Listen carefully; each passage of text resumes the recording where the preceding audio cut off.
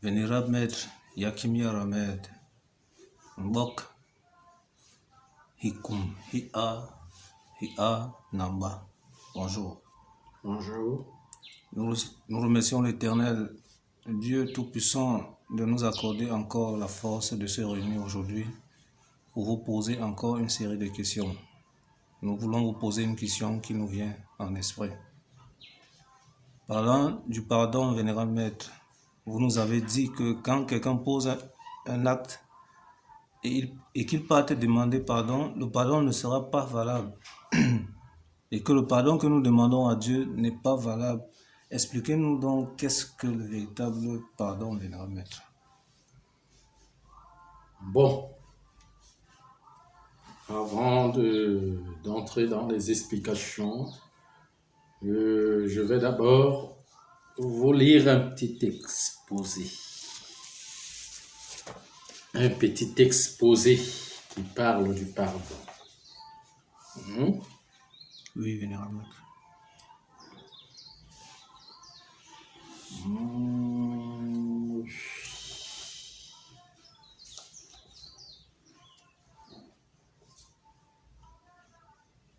C'est comme je vous ai toujours dit que la langue française est parmi les langues les plus riches. D'ailleurs, dans cette langue, les anciens ont codé les mots qui apportent la définition, qui définissent certaines choses et qui permettent aux uns aux autres de comprendre si et seulement si ils sont prêts à recommencer à chercher à comprendre le langage et les mots.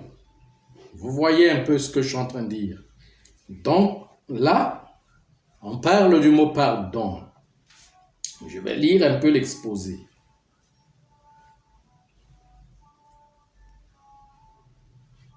La langue française est là pour aider les enfants à évoluer, car par là, les anciens ont établi les codes qui vous permettent de voir assez clair. Un grand travail s'établit, s'était bâti en France. C'est pour cela qu'il est dit qu'il vient de France. Il vient de France. J'ai expliqué le mot France au niveau du plan supérieur qui veut dire la vérité. Maintenant, sur le plan physique, ça peut avoir son symbolisme, parce que le symbolisme compte.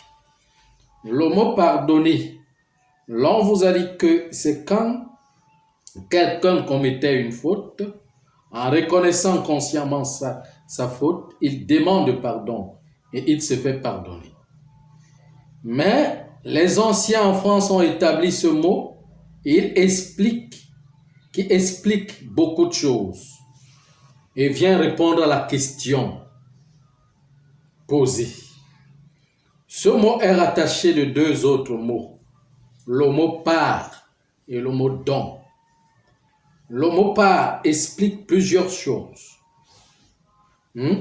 Explique plusieurs choses, désigne plusieurs choses, désigne plusieurs mots, tels que indication, certitude, sûreté, qui parle aussi de la protection, et enfin le mot contribution. Maintenant, le mot don, il désigne la propriété intime qu'on a en soi, la valeur divine qu'on a en soi. Alors, voyons donc le mot pardonner. Il y a le mot part et le mot donner. Le mot donner qui veut dire ressortir la valeur divine qui est en soi pour faire sa contribution dans la réunion universelle, d'où on parle du côté part, de la quote-part, donc de la cotisation. Oui, c'est une réunion. Le monde est une réunion. Le monde fait partie d'une cotisation auquel chacun est appelé à apporter sa contribution. donc sa valeur divine. Si vous fermez votre valeur divine, vous serez en train de contribuer à nourrir d'autres forces, les forces malignes ténébreuses. Mais nous sommes les fruits de la terre que la terre produit pour nourrir. Soit les entités ou leurs anges. Soit les anges ou leurs entités, qui veut dire les anges et leurs parties monstrueuses, évoluent par nous et ils se nourrissent de nous. C'est pour cela que la terre nous crée. La terre, la nourriture primordiale est évaluée en énergie. La terre nous produit pour nous donner de l'énergie et cette énergie nourrit les anges. Quand elle est positive, cela permet aux anges de descendre, de se nourrir afin de nous posséder. Ça veut dire que dès que notre âme s'éveille, avec la valeur divine, un ange descend pour reprendre sa propriété.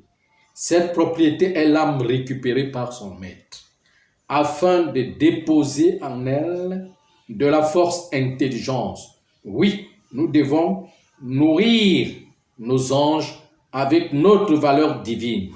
Et elle, en retour, doit reposséder son âme en déposant en elle de la force intelligence. Il y a une chose, si nous ne révoluons pas, ce qui veut dire on n'éveille pas en nous cette valeur divine, ce sera des monstres, des anges qui continueront à se nourrir de nous pour continuer à solidifier le règne de la sorcellerie mondiale. Par exemple, les choses que nous faisons chaque jour, les actes que nous posons sont tellement nombreuses qu'on ne peut pas les payer tous en une vie. Et en chaque vie, d'autres actes s'ajoutant, et ce que nous sommes prêts à faire qui réside dans nous, c'est l'égocentrisme. Notre égocentrisme n'est pas une rigueur, parce que la rigueur même est une règle. Notre égocentrisme n'est que de l'égoïsme centré en nous et vers nous-mêmes. Nous ne pouvons pas le payer. Alors, les 100% d'actes négatifs que nous faisons ici dans le défaut, ici sur terre, avec le temps qu'on nous donne, nous arrivons seulement à payer 10%. Et le reste, ce sont les grandes intelligences qui doivent porter pour qu'elles les portent, il faut qu'elles convainquent Dieu. Donc, je vais expliquer. Donc, on appelle ça une sorte de couverture. Vous voyez un peu. Parce que ce ne sont pas des actes négatifs. Parce que ce ne sont pas leurs actes négatifs. Mais quand le temps de l'ancien du temps arrive, il ne doit pas trouver la saleté dans son passage. Les grandes intelligences doivent donc faire porter ces actes pour nettoyer la terre. Maintenant, je m'arrête d'abord là parce que il faut que j'explique. Sinon, vous n'allez pas comprendre. Alors donc, j'ai expliqué le mot pardon. Le mot pardon qui est constitué de deux mots, part et don.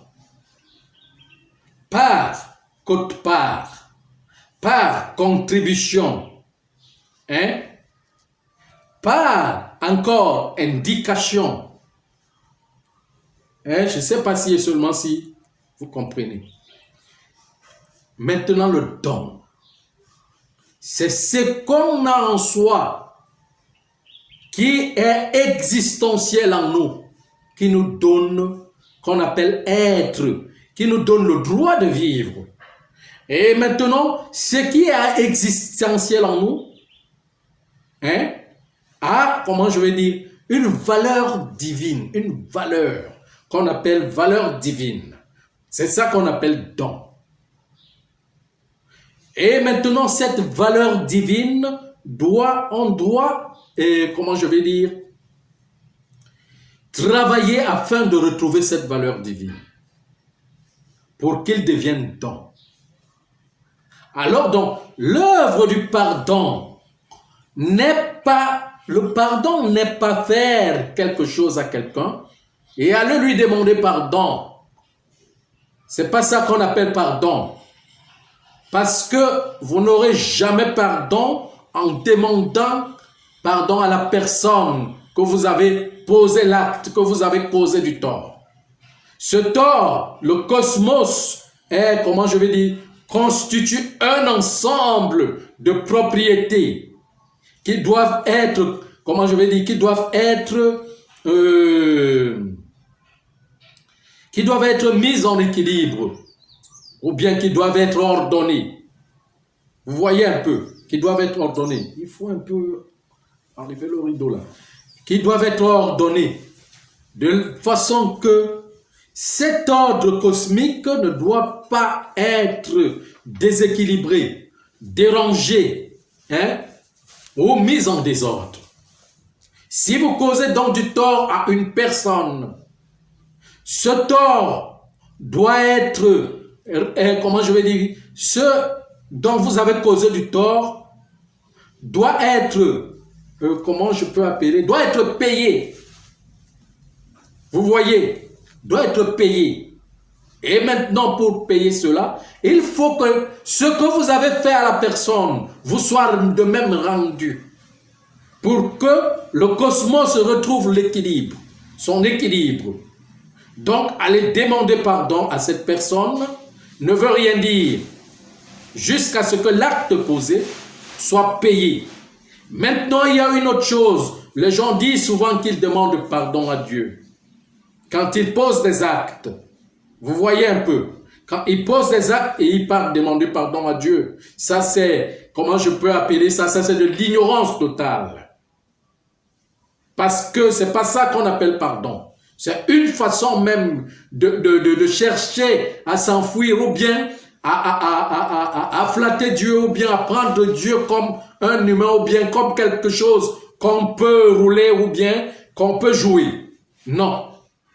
Vous voyez un peu. C'est à la personne que vous avez causé du tort, c'est là où le problème se trouve et c'est là où, à ce niveau-là où le problème va se régler. De façon que quand les nouvelles âmes que nous sommes évoluons avec l'état de l'immaturité qui est en nous ici, vous voyez, on ne fait que suivre quelque chose qui est en nous parce que c'est l'embryon de l'esprit qui évolue et l'égocentrisme est beaucoup plus engagé. Vous voyez donc, ce qu'on a seulement à faire beaucoup plus, c'est de la négativité, des actes négatifs. Et ces actes négatifs que nous causons, nous créons du tort aux personnes et à la nature. Et tout cela doit être remplacé. Tout cela doit reprendre son équilibre. Et on ne peut pas payer ça en une vie. Et quand on revient dans une autre vie, on continue à le faire encore. On accumule encore beaucoup d'autres défauts. En payant d'autres, mais on n'arrive même pas à payer les autres, tous les autres actes qu'on a payés dans une vie, mais on porte encore d'autres. De façon que, quand le temps est régularisé par le cycle, par son air, vous voyez un peu, de façon que, il faut que, quand le temps arrive, il faut qu'il y ait un nettoyage, parce que l'ancien du temps connaît l'équilibre. Lui, l'ancien du temps marche avec l'équilibre, de façon que rien ne doit être déséquilibré. Vous voyez un peu. Maintenant, quand le temps arrive, c'est pour cela que j'ai toujours dit que Il faut faire la différence entre demander des excuses et pardonner. Le pardon, c'est toute autre chose. Vous voyez un peu. C'est pour cela qu'on dit que c'est Dieu. Il a dit que c'est Dieu qui pardonne. Pourquoi? Parce que quand le temps arrive, maintenant, que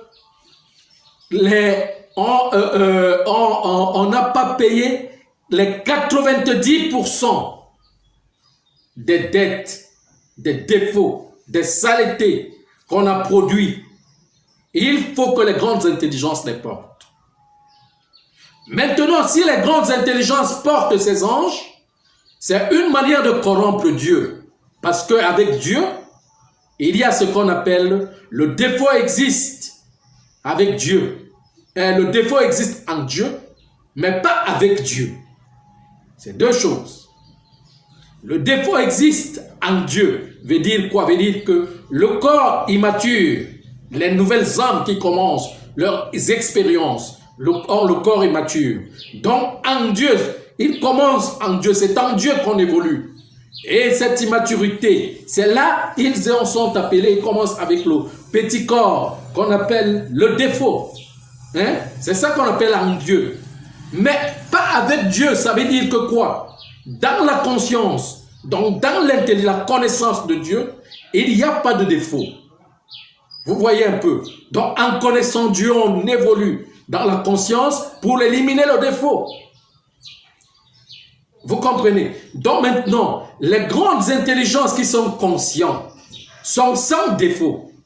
Mais quand ils portent le défaut, c'est pour corrompre Dieu. Puisque quand le temps arrive et que, l'ancien du temps ne trouve pas un équilibre, tous les cosmos se brisent. La colère de Dieu s'abat sur tous les cosmos. Et ça va se briser et le temps reviendra en arrière. On recommencera la création dès le début. Il y a des millions d'années. Je ne sais pas si vous comprenez. Donc maintenant, quand ils portent tout ça, ils portent donc des défauts à la fin du cycle, et à la fin du nerf, à la fin du cycle et à la fin du nerf.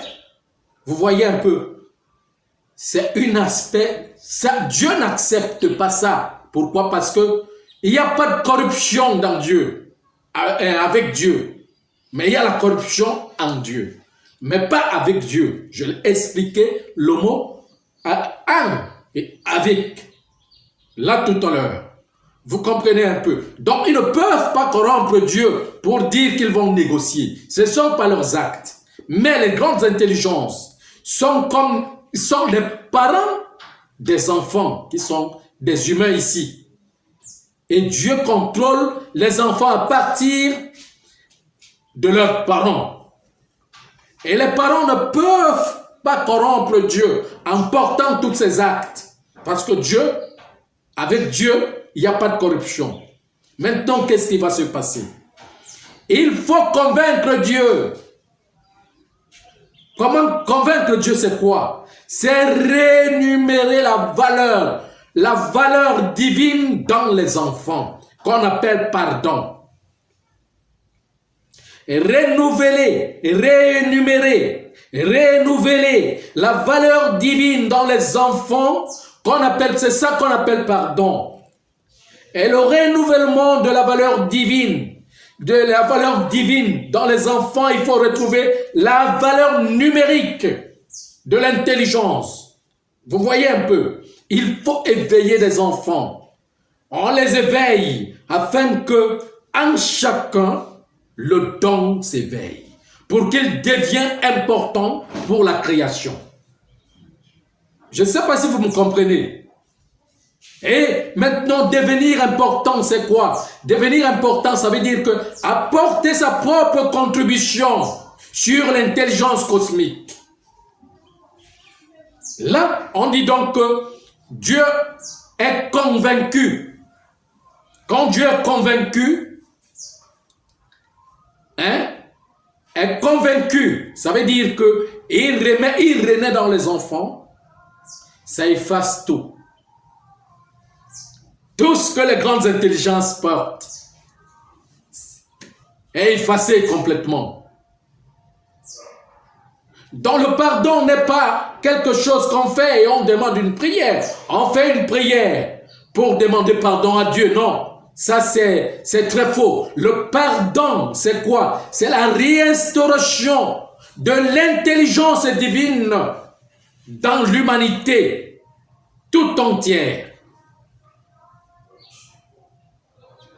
Je ne sais pas si vous comprenez déjà. Pourquoi? Parce qu'on ne corrompt pas. Portez les défauts. Vous entendez l'histoire du Sauveur. C'est là où l'histoire du Sauveur se trouve. Portez les défauts. C'est réinstaurer la valeur divine dans l'humanité, de façon que cette humanité, les enfants deviennent importants pour la création. Les enfants deviennent importants pour les cosmos. Les enfants deviennent importants pour l'univers. Ils apportent leur contribution chacun pour contribuer à ce que l'intelligence cosmique soit assise dans tous les plans, jusqu'à notre plan. Vous voyez, parce que c'est notre plan qui fait l'assise de cette intelligence, auquel tout le cosmos travaille pour nous, ici. Tout le travail converge ici. Les grandes humanités qui sont remontées, étudient la conscience, la grande conscience. Mais le travail des grandes intelligences, c'est ici. Tous regardent ici, parce que c'est ici que l'assise de cette intelligence doit se faire. Vous voyez un peu. Donc maintenant, remettre cette valeur numérique, remettre cette valeur divine, c'est ça qu'on appelle le pardon. J'ai expliqué ça en français là, tout à l'heure, auquel, si et seulement si, peut-être c'est moi qui apporte le concept, en donnant ce mot, il allait avoir, les gens allaient demander, allaient se perdre en se demandant comment ce mot-là vient d'où, donc peut-être je viens de le fabriquer, mais c'est en français. On n'a pas mis ce mot en français pour rien. Pardon, le don, pardon, part de don. Cela part de don. Et part en don, contribution, sa contribution. C'est ça qu'on appelle le pardon. C'est pas aussi une chose très facile que vous croyez, vous pensez.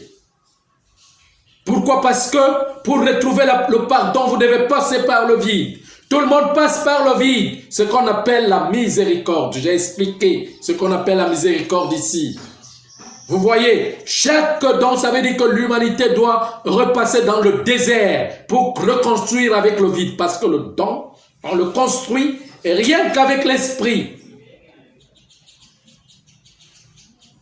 Je ne sais pas si vous me comprenez. Rien qu'avec l'esprit qu'on reconçoit le don de soi. Et alors, on commence en ce moment-ci, en ce moment-là, à enlever le corps inférieur, le plus petit, pour reprendre le plus grand.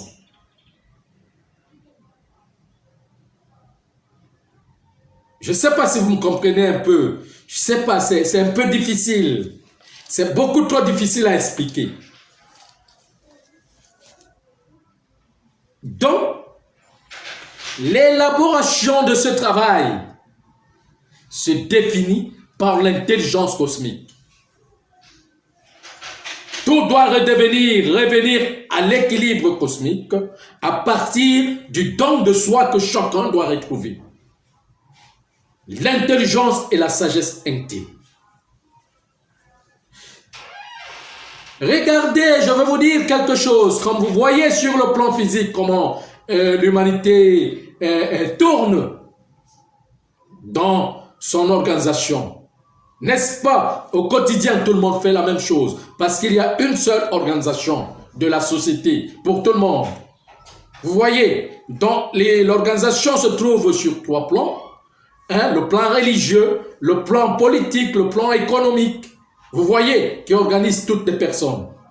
C'est de la même chose que quand on revient dans l'organigramme de la divinité, c'est la même réorganisation qui se trouve auquel l'organisation religieuse est unique, universelle pour tout le monde, qui va toucher maintenant les pôles qu'on appelle politiques.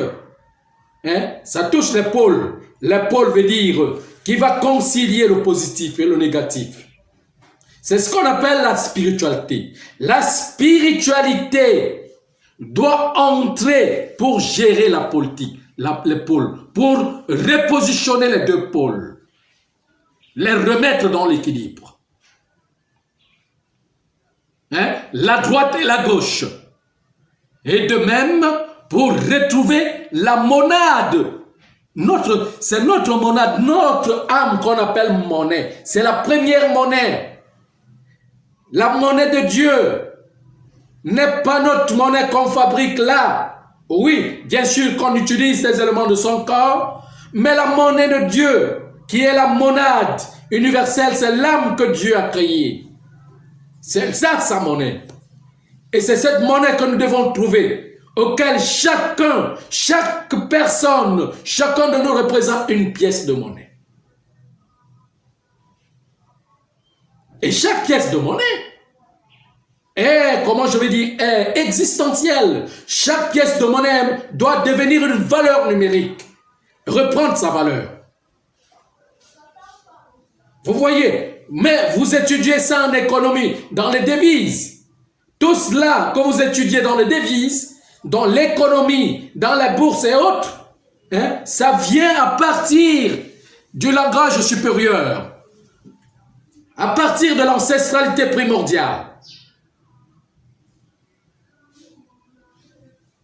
Vous voyez, dans la monnaie de Dieu, il faut qu'on redonne, il faut que Dieu redonne la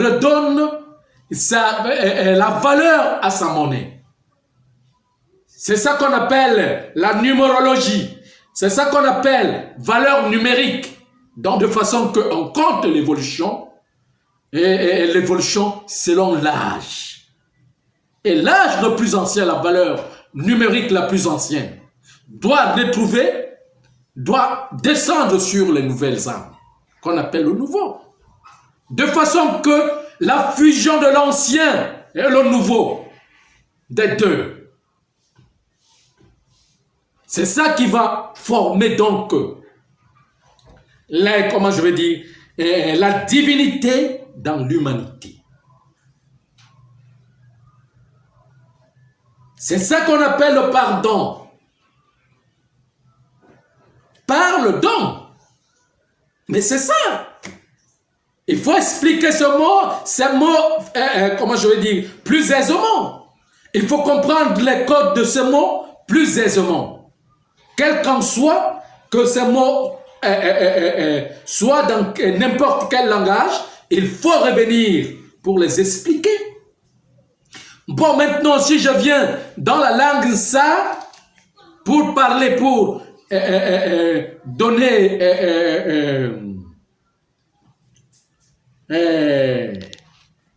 expliquer ce mot pardon, hein, qui, tout simplement, ce mot pardon, en ça, veut dire initi. Initi, qui donne encore anti ou ininti ou aninti, nanti, qui donne le mot nanti. Initi. Et initi, c'est de initi, du mot initi, dans le ça qui forme le mot en français initié. C'est lui, donc la nature est en train de recouvrir avec l'initiation. Parce que c'est la nature qui initie. Je ne sais pas si vous comprenez ce que je suis en train de dire.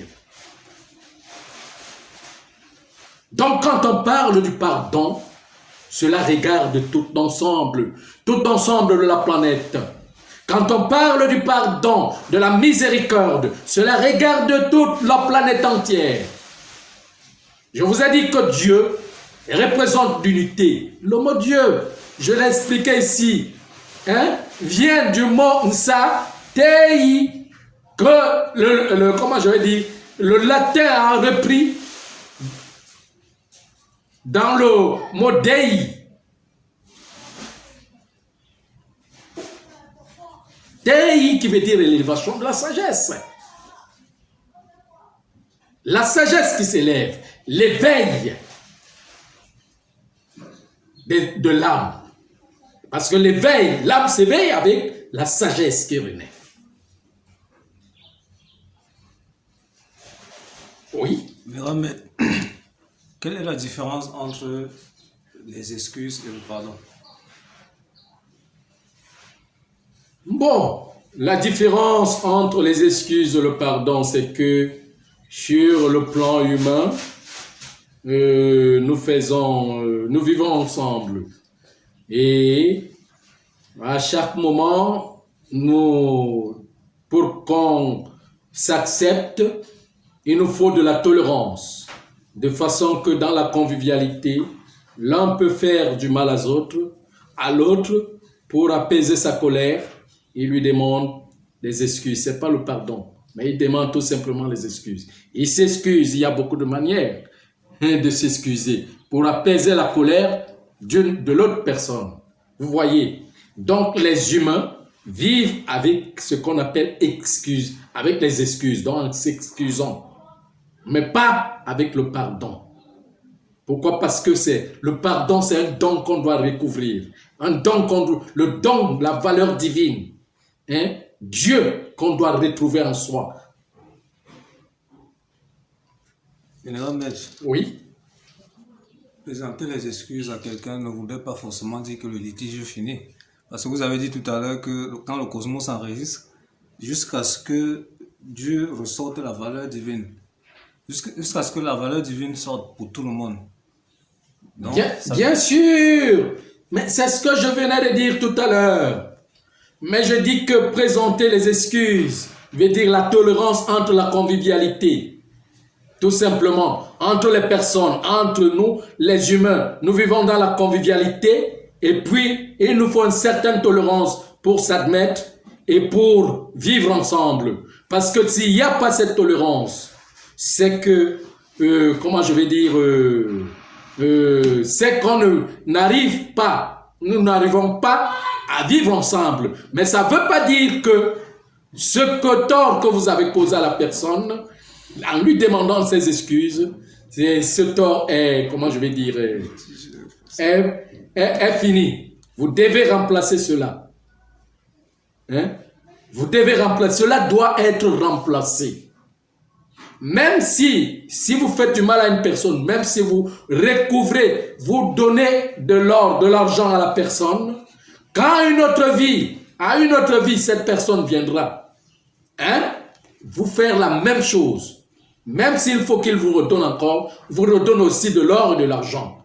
Ce sera après. Mais il faut que l'acte posé doit être remplacé. Il faut pas le vide. Il faut recombler le vide. Et que l'équilibre revient sur le plan cosmique.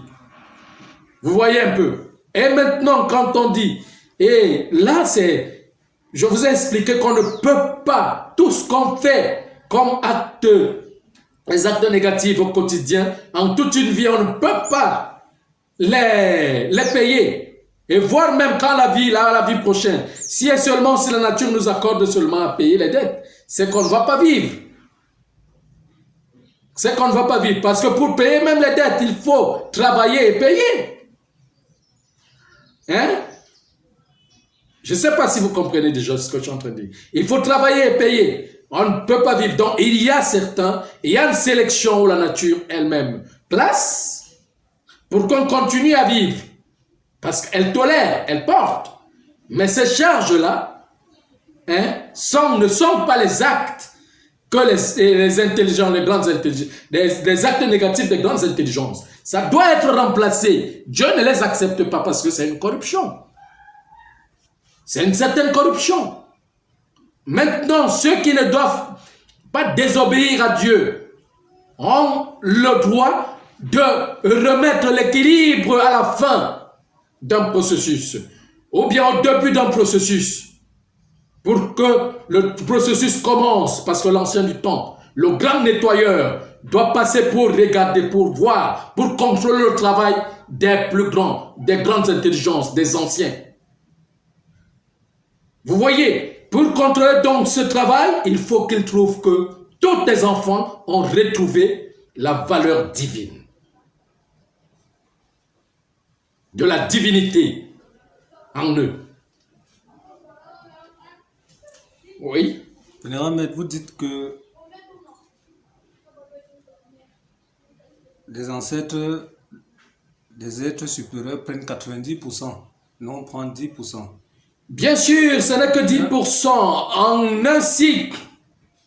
En un cycle.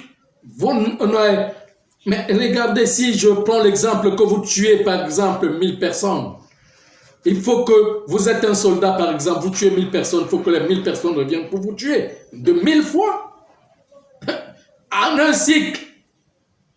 On ne peut pas vous tuer 1000 fois.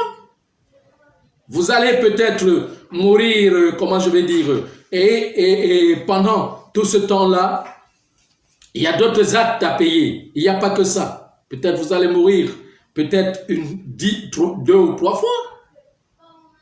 Il y a d'autres actes à payer.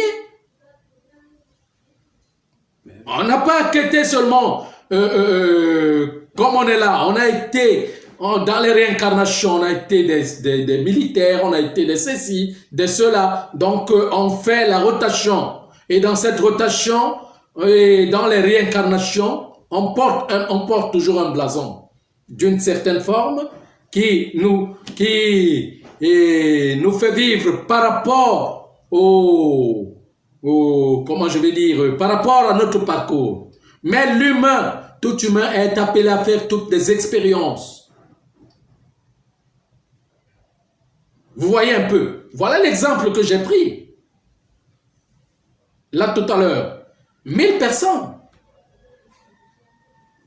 Les 1000 personnes ne peuvent pas vous tuer. Vous devez réincarner 1000 fois pour qu'on vous tue 1000 fois. Et il faut qu'on vous tue encore dans ces circonstances. Est-ce que ces circonstances peuvent se produire de 1000 fois sur un petit temps, sur un cycle? Non. Mais c'est ce qu'il faut que vous compreniez, ce qu'on appelle sauveur. Ça a beaucoup trop d'aspects. Même si on regarde ces 10%, ça pèse tellement que les 10% pèsent énormément. Oui, la nature fait en sorte que chacun arrive à payer 10% et les 90% elle porte. Mais elle ne porte pas pour rien. Il faut remettre la valeur divine dans les enfants pour qu'ils deviennent importants pour la création.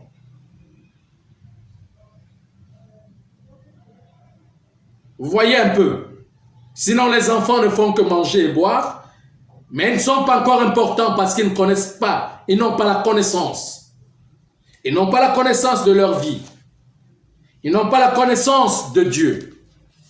Parce que connaître sa vie, c'est connaître son âme, c'est connaître son âge, c'est connaître, comment je vais dire, qu'on a toujours été ici, c'est connaître dans quel, comment je vais dire, dans quel but on est là. Et connaître là, on va partir. Et qu'est-ce qui nous attend? Qu'est-ce qu'il faut faire pour alléger les tâches? Donc, c'est connaître, on dit connaissance, c'est une école. C'est l'école de la nature. Maintenant, connaître Dieu, c'est encore une autre chose, c'est encore un autre niveau.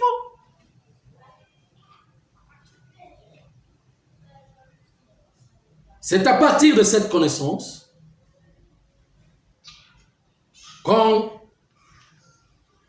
ça veut dire que qu'on va aimer Dieu. Et voir chacun de nous que nous ne représentons que chacun une petite cellule. Petite cellule en lui. Et là, on le craint.